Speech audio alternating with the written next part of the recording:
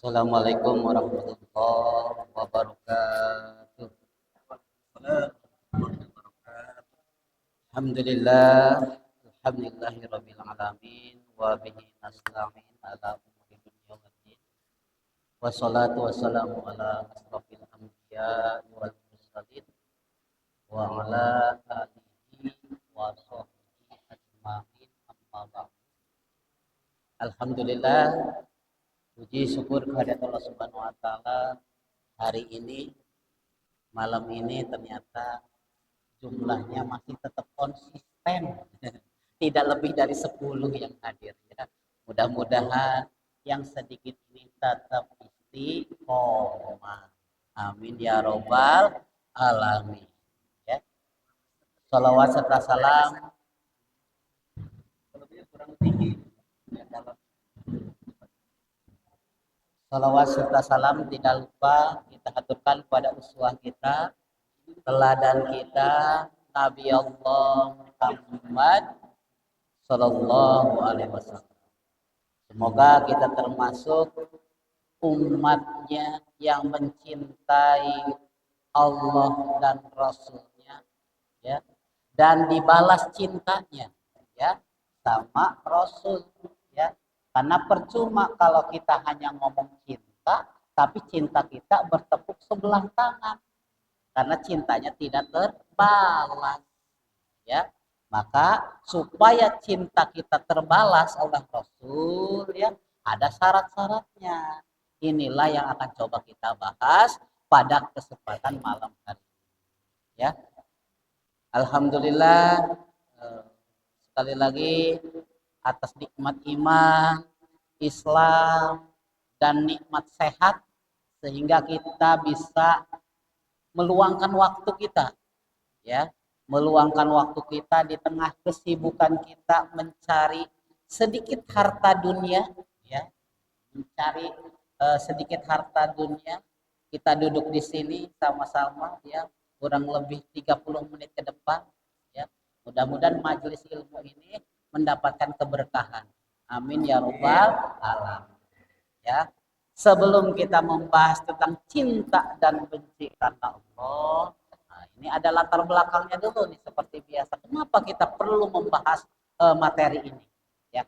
Yang pertama, kalau kita lihat fakta di masyarakat, ya, terkadang cintanya itu terlalu berlebih-lebihan, ya.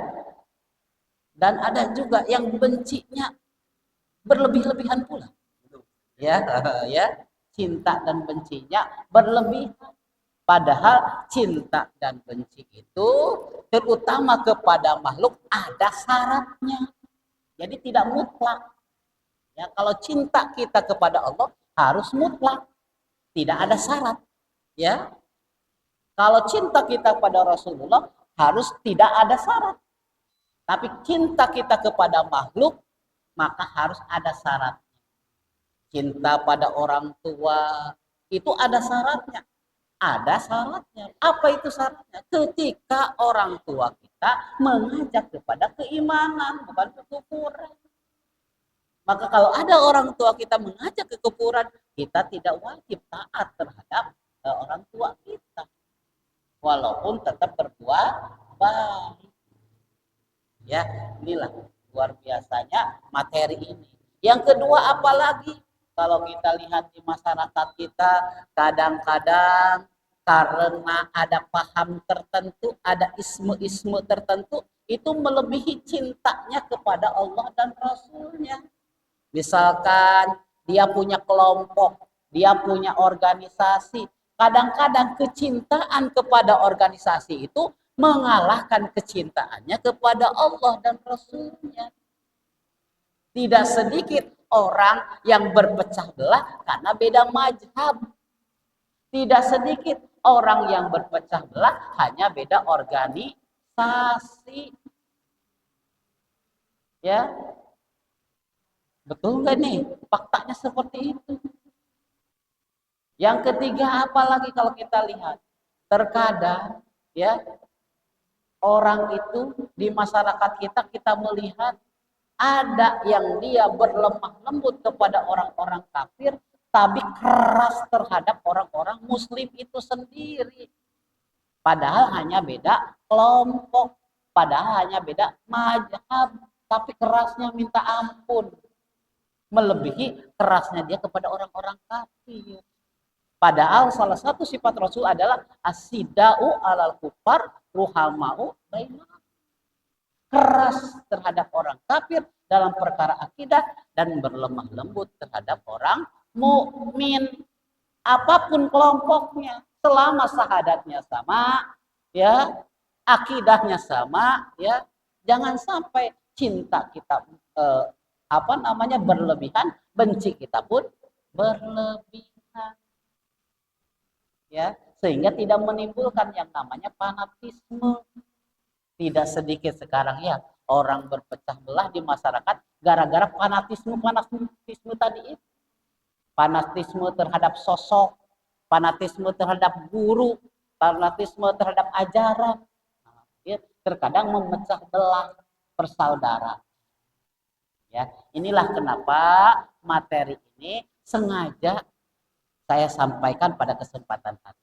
Semoga-moga materi ini bisa menginspirasi, ya, sekaligus bisa memberikan pemahaman baru, wawasan baru terhadap kita bahwasanya cinta dan benci itu harus semata-mata karena Allah, bukan karena dunia, bukan karena hawa nafsu.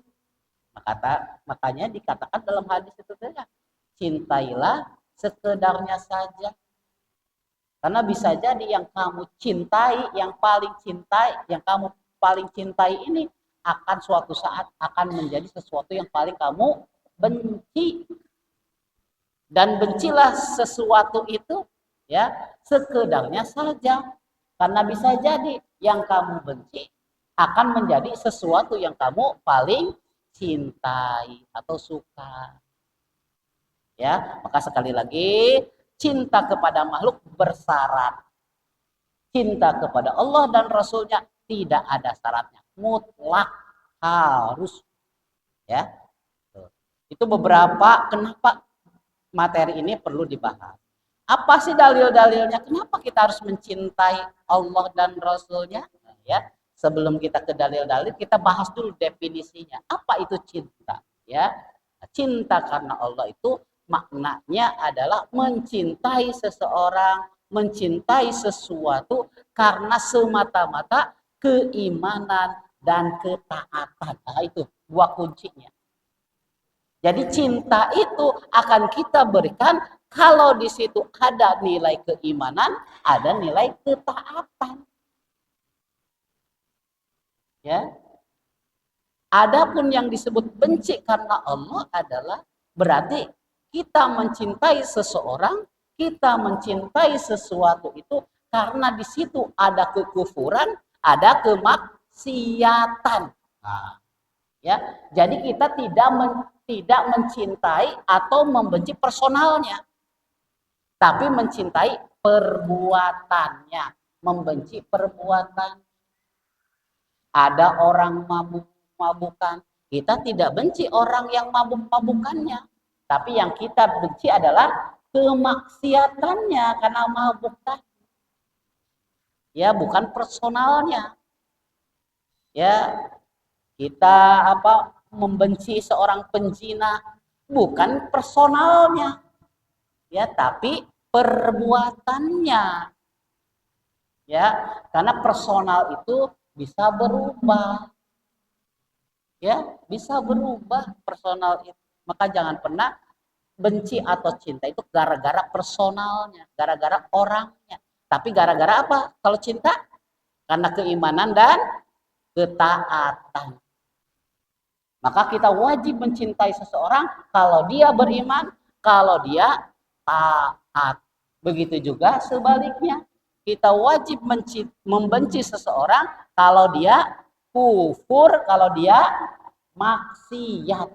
Tapi perbuatannya, bukan personalnya.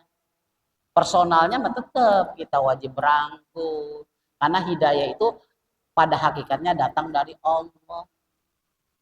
Ya, tidak ada yang bisa mengantarkan hidayah Makhluk itu tidak bisa memberikan hidayah. Hidayah itu pada dasarnya berasal dari Allah. Ya, kalau kita lihat Abi Thalib paman Rasulullah yang sangat dicintai oleh Rasul, ya, tapi sampai akhir hayatnya beliau tidak mengucap syahadat. Ya, maka sekali lagi hidayah itu adalah urusan Allah. Maka tetap di masyarakat kita wajib berbuat baik kepada siapapun, apapun dia ahli maksiat, adapun yang lainnya. Karena dia orang tetap yang wajib kita rangkul, bukan kita pukul. Nah, ya. Maka dakwah itu hakikatnya adalah tidak mengajarkan kekerasan, tapi merangkul, mengajak kepada kebaikan. Kalau hari ini ya jamaah yang hadir di kajian ini masih sedikit, inilah dakwah kita nih, ngajak orang untuk sekedar duduk di sini. Udah duduk, dapat ilmu, dikasih minum lagi. Ya, masya Allah ya. Walaupun air bening ya. Ya alhamdulillah ya. Rezekinya kita alhamdulillah ya. Maka sekali lagi di tengah-tengah masyarakat kita harus tumbuhkan itu ya. Benci dan cinta itu karena keimanan dan ketaatan atau kekufuran dan kemaksiatan, bukan personalnya. Karena personalnya bisa berubah dan perubahan itu Allah, datangnya dari Allah, hidayah itu ya. Adapun dalil-dalilnya, nah, ini yang akan kita coba bahas ya. Kenapa sih kita wajib mencintai dan membenci itu hanya karena Allah ya. Yang pertama Allah berfirman dalam surat Al-Baqarah ayat 165 yang maknanya orang-orang yang beriman itu sangat besar cintanya kepada Allah. Artinya apa? Kalau kita ngaku iman, maka cintanya kepada makhluk itu harus lebih rendah dibandingkan cinta kita kepada Allah. Kalau ada dua perkara, ada panggilan Allah dan panggilan makhluk, nah, mana yang harus kita dahulukan? Nah, disitulah cinta kita diuji oleh Allah. Hayyalah sholat, tanggung nih, ya, atau yang lain-lain. Ya banyak sekali, ya begitu. Jadi sekali lagi standar kita adalah standar kecintaan sebagaimana orang-orang yang beriman mencintai Allah. Dan ketika dibacakan Quran, kan ciri-ciri yang beriman itu dikatakan ya bergetar hatinya. Kalau hari ini kita belum bergetar, ya ketika kita ngaji, ya berarti ada sesuatu yang mungkin yang salah dengan keimanan kita. Karena hakikat iman itu harusnya seperti itu. Ya, kalau kita sekarang masih suka melalaikan perintah Allah, bisa jadi karena cintanya kita kepada dunia melebihi cinta kita kepada Allah. Ya kan? Coba sholat subuh, kalau subuh dikasih uang 100.000 tiap subuh, yakin penuh apa enggak nih masjid? Insya Allah penuh. Benar gak? Itu bisa jadi indikasi bahwasanya orang itu cintanya kepada dunia melebihi cinta dia kepada Allah. Padahal jangankan 100.000, ya dikatakan oleh Rasul itu kan dalam hadisnya yang melaksanakan sholat sunnah 2 rakaat sebelum subuh seperti apa pahalanya? Dunia dan seisinya, bukan 100.000. Dunia dan seisinya. Ya, ini sayangnya memang ya, kita kadang-kadang melihat sesuatu itu yang nampak saja. Yakin Allah tidak ingkar janji? Yakin Rasulullah itu gak pernah bohong? Kalau kita yakin Allah itu gak pernah ingkar janji, Rasul itu gak mungkin bohong, harusnya kita semangat. Ya, ini yang mengatakan Rasulullah bahwasanya 2 rakaat itu sebelum subuh itu, ya qobliyah subuh atau sunnah fajar itu, ya pahalanya lebih besar dari dunia dan seisinya. Bukan saya yang mengatakan. Nah, tapi gitu. Kita lebih tertarik dengan yang 100.000 dibandingkan dengan pahala dunia dan seisinya. Itu bukti nyata. Ya, itu bukti nyata. Bagaimana terkait dalil dari hadis? Ya, dikatakan dari hadis yang diriwayatkan oleh dari Ahmad, tali iman yang paling kuat adalah cinta karena Allah dan benci karena Allah. Ya, jadi iman itu kan dikatakan iman itu naik dan turun. Dan tali yang paling kuat untuk mengikat keimanan kita adalah kecintaan kita kepada Allah dan Rasulnya. Ya, maka kalau cinta kita kepada Allah dan Rasulnya sudah melebihi cinta kita kepada dunia, maka insya Allah dunia semuanya beres. Ya, kalau cinta kita sudah melebihi tadi, ya, melebihi dunia, ya. Sekarang bagaimana bentuk-bentuk cintanya? Ya, kalau cintanya Allah kepada makhluk sudah jelas. Apa bentuk cinta Allah kepada makhluk? Allah punya sifat Rahman, Allah punya sifat Rahim, Allah punya sifat Rahman yang diberikan kepada seluruh makhluknya. Mau dia kafir, ya Allah tetap berikan, ya Rahmannya. Coba oksigen, nah itu gratis. Kalau kita dirawat di rumah sakit berapa tuh bayar beli oksigen? Ya kan? Allah ini udah kasih gratis ke kita. Ya, kita bisa makan. Itu kan semuanya hakikatnya Allah yang memberikan. Coba bayangkan kalau gigi kita sakit gigi sajalah sederhana gitu kan. Ya dikasih makanan enak pun nggak mau, nggak enak. Berarti nikmat sehat itu sebenarnya utama itu. Ya, itu yang terkadang kita tidak sadari. Karena apa? Terkadang kita melihat nikmat itu yang berupa duit, yang berupa materi. Benar gak?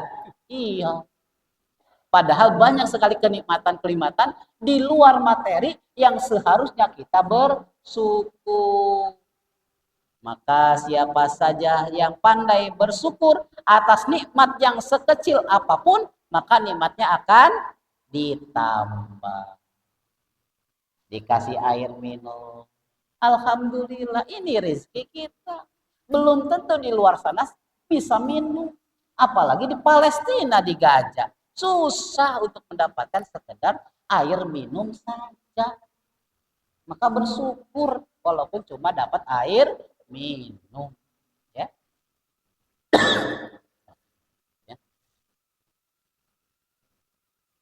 Apalagi kalau rohim, nah ini khusus bagi orang-orang yang beriman.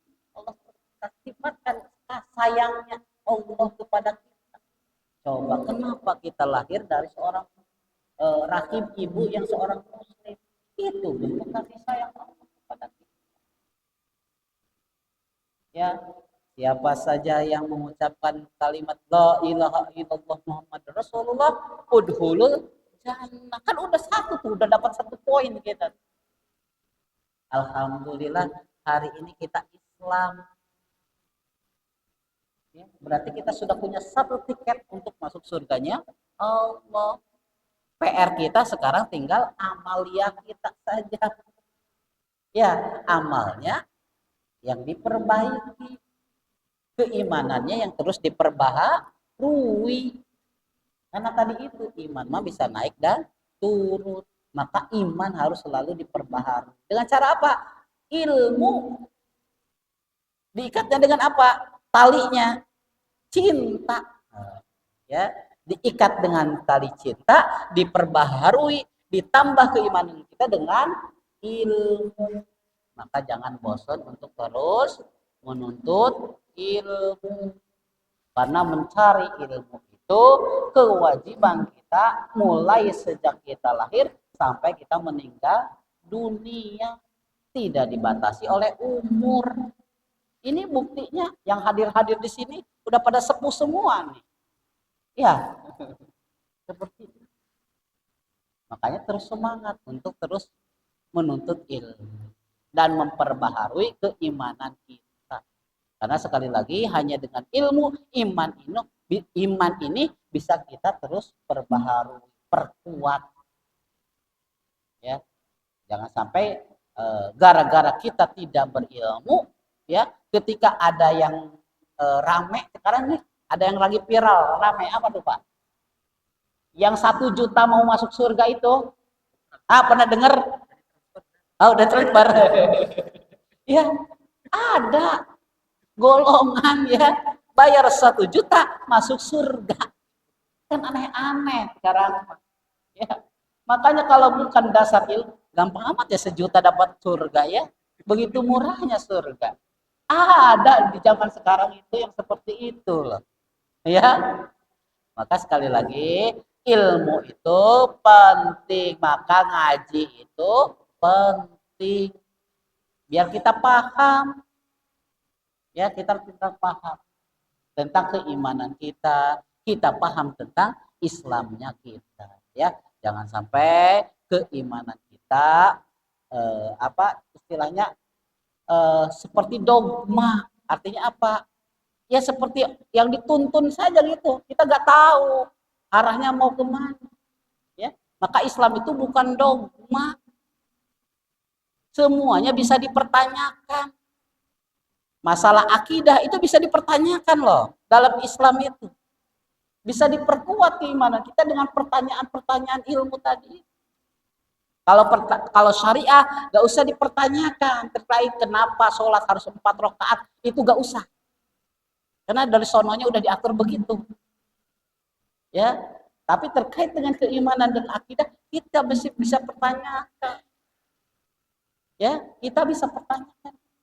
Untuk apa? Untuk memperkuat keimanan kita agar iman kita lahir betul-betul dari akal kita, bukan hanya sekedar turunan. Ya, bukan sekedar turunan. Karena iman ini akan dimintai pertanggungjawabannya. Ya, maka akal inilah yang harus memainkan peran. Maka inilah kelebihan manusia dibandingkan makhluk lainnya. Karena apa? Dikasih akal. Sehingga dengan akal itu dia bisa menimbang mana yang baik, mana yang buruk. Ya, maka ada 3 perkara saja yang harus kita perhatikan. Kalau ada ajaran-ajaran tertentu, ada pemahaman-pemahaman tertentu nih. Ada yang mempromosikan ke kita nih ajaran-ajaran tertentu. Yang pertama, lihat ya, kalau ajaran tersebut ya membuat hati kita tenang, bisa jadi itu salah satu ciri kebenaran. Yang kedua, memuaskan akal. Kalau kita kaji, kalau kita ngaji ya, pemahaman kita, akal kita ya terpuaskan ya, maka itu adalah kajian yang benar. Yang ketiga, sesuai fitrah. Ya. Jadi kalau ada kajian yang itu ada 3 syarat itu terpenuhi, maka itu ikutin. Ya. Karena tadi itu sebenarnya akal kita bisa menimbang. Jadi Allah itu sudah kasih filter kita luar biasa. Ya. Akal ini bisa menimbang mana baik mana buruk. Ya. Mana baik mana buruk itu bisa ditimbang dengan akal. Maka teruslah berupaya untuk apa? Sekali lagi mencari ilmu untuk memperbaharui keimanan kita. Ya, supaya apa? Keimanan kita kuat. Ya, tidak hanya bisa dibayar, sekarang mah banyak ya. Dulu di Indonesia orang muslim itu 90%-an lebih ya penduduknya. Sekarang cuma 80-an. Kemana itu sisanya? Yang tadi muslim tadi itu. Bisa jadi dia mudah tergoda oleh agama lain, ya, murtad itu gara-gara karena keimanannya yang tidak didasari dengan akal tadi itu. Maka hanya dengan Indomie dia berarti agama, hanya dikasih beras, ya, tidak sedikit yang seperti itu. Akhirnya dia pindah keyakinan, ya, gara-gara urusan perut. Gara-gara urusan perut dia pindah keyakinan. Maka beragama tidak sesederhana. Maka biar iman kita tebal, biar iman kita kuat, maka salah satunya harus diperbaharui dengan ilmu. Dan keimanan itu didapatkan dari hasil proses berpikir kita. Sebagaimana halnya Ibrahim menemukan agama, menemukan Tuhannya. Begitulah seharusnya keimanan itu didapatkan dari proses pencarian yang seperti itu. Biar apa? Biar imannya menghujam, ya, kuat, tidak tergoyahkan. Ya, tuh. Apalagi bentuk cinta Allah kepada makhluknya selain Rahman dan Rahimnya. Ya, adanya alam semesta, adanya makhluk-makhluk lain. Itu adalah bentuk cinta Allah kepada kita. Ya kan, oksigen dikasih gratis, dikasih pohon-pohon pemandangan yang indah. Itu kan nggak berdiri sendiri, nggak tumbuh dengan sendiri. Allah yang menjadikan itu. Buat fasilitas manusia, diadakan kerbau, ya, ada ayam segala macam. Itu kan semuanya buat kebutuhan manusia. Ya, yang terkadang sekali lagi ini yang kita syukurin, ya. Sekarang bagaimana bentuk cinta makhluk kepada Allah? Apa? Kalau tadi bentuk cinta Allah kepada makhluk, sekarang bentuk cinta makhluk kepada Allah. Apa bentuknya? Nah, yang pertama iman kepada Allah. Yakin dan percaya bahwasanya dunia ini tidak ada dengan sendirinya. Tapi ada yang menciptakan, ada yang mengatur. Bukan hanya diciptakan, tapi diatur. Al-Khaliq, Al-Mudabbir. Jadi dunia ini diciptakan oleh Allah, sekaligus diatur oleh Allah. Dan semua makhluk yang ada di dunia ini, semuanya tunduk terhadap SOP yang Allah buat. Angin suruh bertiup sepoi-sepoi, dia nurut sama Allah. Matahari suruh terbit dari timur, nurut sama Allah. Coba bayangkan kalau matahari mager, lagi malas, nggak mau ya, nggak mau saya muncul dari timur. Nah, bayangkan, ya. Maka apalagi seharusnya manusia yang Allah kasih kelebihan, harusnya lebih mau lagi beriman kepada Allah, mau lagi diatur oleh ketetapan Allah, SOP Allah. Ya, makhluk yang lain saja mau nunduk, harusnya manusia itu tunduk. Sebagaimana halnya kita diperintah sholat, kita suruh ruku sama Allah, gerakan ruku seperti ini, nurut kita. Suruh sholat duhur 4 rakaat, nurut. Tidak bertanya-tanya. Kenapa saya harus sholat segala macam. Harusnya itu juga berlaku kepada SOP yang lainnya. Bukan hanya SOP sholat. Karena SOP Allah itu banyak. Bukan hanya di masjid. Ya, di luar masjid banyak lagi. Bagaimana kita bertetangga, bagaimana kita berekonomi, Allah punya SOP-nya. Allah punya aturan mainnya. Ya. Misalkan di dalam ayat ekonomi, bahwasanya uang itu jangan berputar di antara kalian saja, di orang-orang kaya saja. Itu kan ada aturan mainnya. Dan sekarang faktanya uang itu muternya di situ aja. Di orang-orang kaya saja. Akhirnya apa? Yang kaya makin kaya, yang miskin makin melarat. Ya, yang kaya jumlahnya makin sedikit, yang miskin jumlahnya makin banyak. Ya, sekarang lagi ramai itu di Pati ya. Nah, ya gara-gara kebijakan apa pajak ya. Nah, di demo tuh sama masyarakat. Ya, udah sekarang hidup susah, pajaknya semuanya dipajakin. Nah, ya, seperti itu. Akhirnya berontak tuh rakyatnya, ya, masyarakatnya. Ya, jadi sekali lagi taatnya kita kepada Allah bukan hanya di masjid, tapi di luar masjid pun kita harus taat terhadap SOP Allah. Ya, nah, itu tadi yang iman yang pertama ya. Yang kedua bentuk cinta makhluk kepada Allah adalah taat. Ya, selain kita beriman, kita juga taat kepada apapun yang Allah sudah buatkan aturannya. Ya, mau dalam kehidupan personal, kehidupan hablum minan nas, ya, kita berusaha untuk taat. Ya, maka dikatakan orang beriman itu ketika Allah seru itu jawabannya cuma dua, apa? Sami'na wa atokna. Itu saja. Saya dengar, saya taat. Gak usah nanya-nanya. Ya, gak usah. Cukup sami'na wa atokna saja terhadap perkara-perkara yang sudah Allah tetapkan. Allah tetapkan bagi penjina cambuk 100 kali. Itu sudah ditetapkan, bahkan angkanya Allah sebutkan. Maka tidak layak seorang manusia untuk merubah itu yang menjadi ketetapan Allah. Dikurangi jadi 99 gak boleh. Atau ditambah jadi 101 gak boleh. Ya, harus 100 kali sesuai dengan perintahnya.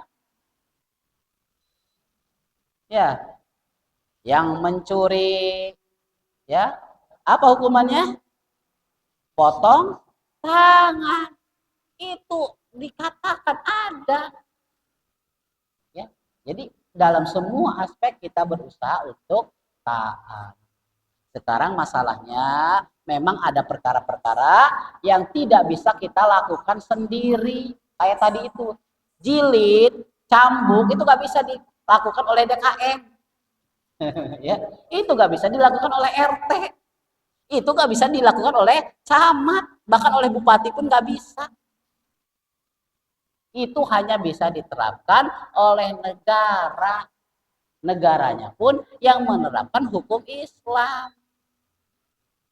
Baru tuh jilid itu bisa dilakukan terhadap penjina-penjina itu. Ya, sekarang mah apa? Yang jina itu dinikahkan. Benar gak? Menyalahi. Ya, yang jina-jina itu dinikahkan. Daripada aibnya bertambah-tambah. Padahal tidak seperti itu SOP-nya. Maka kalau hari ini ada yang penjina ya dan dia dinikahkan ya, maka hukumnya apa? Dia seperti jina seumur hidup. Dan tidak berhenti di situ saja. Anak keturunannya dapat tuh apa? Dia tidak bisa menjadi wali nikahnya untuk yang hubungan di luar nikah. Kan dampaknya luar biasa ke anak turunan. Ya, inilah gara-gara kita menyepelekan tadi itu SOP yang sudah Allah buat. Sudah jelas aturan mainnya, tapi kita masih pengen diatur oleh manusia yang punya hawa nafsu, yang lemah, yang serba terbatas. Terbatas pemikirannya, terbatas kemampuannya, terbatas pemahamannya. Ya, maka kalau kita ngaku cinta kepada Allah, harusnya taat itu menjadi keseharian kita. Apapun perintah Allah, kita berusaha untuk taat. semampu kita, ya, semampu kita taatnya, ya. Maka jangan sampai kita menyelesihi apa-apa yang sudah Allah buatkan aturan, ya, karena kita tidak mengimani satu ayat saja maka kita kafir. Tidak mengimani, ya, kita tidak mengimani kepada satu ayat saja dalam Al-Quran maka hukumnya kafir. Maka kalau hanya di ranah perbuatan, di ranah syariah, itu tidak jatuh kepada kekafiran. Misalkan ada orang tidak sholat, tanya dulu alasannya. Kalau dia tidak sholat karena dia tidak yakin itu perintah Allah, maka jatuhnya kepada kekafiran. Tapi kalau dia tidak sholat karena malas saja, itu maksiat saja jatuhnya, fasik, tidak jatuh kepada kekafiran. Maka kafir mukmin itu hanya di ranah akidah, di ranah iman saja, di ranah keyakinan. Ya, maka jangan terlalu gampang kita mengkafirkan seseorang, sekelompok orang. Jangan, ya, dijaga lisannya, ya, dijaga keimanan kita, ya. Tadi ini, ya, supaya apa? Cinta kita betul-betul karena Allah. Apa tadi? Cinta karena Allah? Karena keimanan, karena ketaatan. Jadi landasannya itu. Kita akan mencintai seseorang karena dia beriman. Kita akan mencintai seseorang karena dia taat.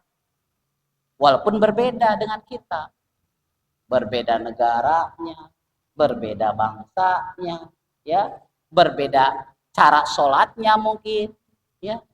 Ini kadang-kadang di masyarakat kita yang kecil itu diperbesar. Beda jumlah sholat taraweh rokaatnya, tuh berantem. Padahal tidak sholat pun gak masalah sebenarnya, kan? Hukumnya kan sunnah, benar gak? Tapi ini yang gontok-gontokan, yang itu yang 11 atau 22. Ya, yang gontok-gontokan itu mendebatkan dalil. Padahal sekali lagi itu ranah-ranahnya cabang yang memungkinkan orang berbeda. Ya, orang gara-gara berantem gara-gara kunut tidak kunut. Ya, padahal masing-masing punya dasarnya. Maka bagi kita yang mau kunut silahkan, yang nggak mau kunut silahkan. Jangan memperbesar masalah. Ya, masalah kan yang nggak sholat harusnya. Ini yang sholat malah berantem gara-gara kunut. Yang nggak sholat dibiarin. Ini kan yang terjadi, ya. Nah, jangan sampai, ya, jangan sampai kita termasuk orang-orang yang seperti itu. Sekarang indikator cinta dan benci karena Allah. Yang pertama adalah ikhlas. Di pertemuan sebelumnya kita sudah bahas tuh yang namanya ruh. Apa ruh, masih ingat? Kesadaran akan hubungan kita dengan Allah, bahwasanya ini adalah perintah, ini adalah larangan, itu makna ikhlas. Ketika apa? Kita menjadikan Allah sebagai motivasi kita melakukan sesuatu, bukan dunia. Kita sholat bukan karena pengen dibilang rajin sholat. Kita sholat bukan karena pengen disebut ahli ibadah, ya, tapi kita sholat semata-mata untuk mencari ridho Allah, ikhlas lillahi ta'ala, ya. Yang kedua, konsisten, ya, walaupun terkadang ketika kita mencintai Allah pasti Allah kasih ujian, benar gak? Iya. Jadi jangan ngomong cinta kalau belum diuji. Cinta itu perlu diuji. Ya. Kalau kita hari ini belum diuji seperti halnya para nabi, ada yang digergaji tubuhnya. Kan sampai seperti itu level ujian mereka. Kalau kita apa sih? Paling nggak punya beras di rumah, apalagi ujian terbesar kita. Ya. Apa yang terberat dalam ujian hidup kita? Sebenarnya terlalu sepele gitu di sisi Allah dibandingkan dengan ujian-ujian yang beriman. Orang-orang yang beriman yang terdahulu. Maka kata Allah, jangan ngaku-ngaku iman kalau belum ada ujiannya. Kita saja kalau sekolah mau masuk jenjang berikutnya kan harus ada ujian. Sekarang kelas 1 kita mau naik kelas 2 kan ada ujian. Benar gak? Iya.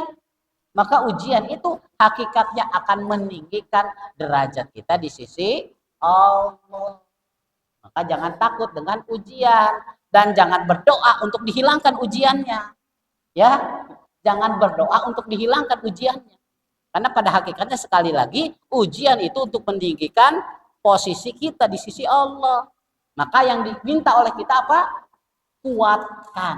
Nah, kuatkan ketika menerima ujian. Jangan dihilangkan ujiannya.